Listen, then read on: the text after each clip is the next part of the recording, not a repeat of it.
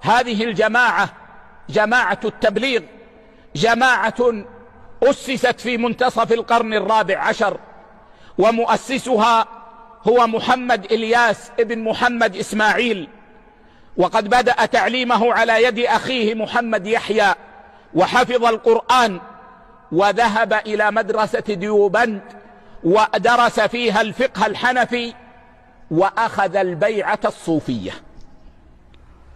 فبايع شيخه رشيد أحمد. ثم لما مات شيخه رشيد أحمد جدد البيعة على يد خليل أحمد، وأجازه هذا الشيخ في مبايعة غيره على الصوفية، فأصبح يبايع على الصوفية بعد أن كان يبايع.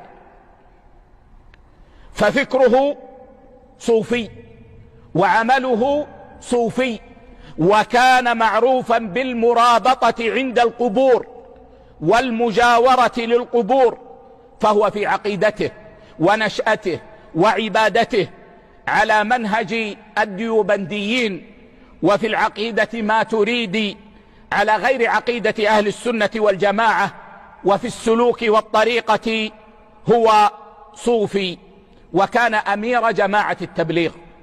ثم استخلف ابنه محمد على إمارة التبليغ، وكان محمد أيضا على طريقة والده.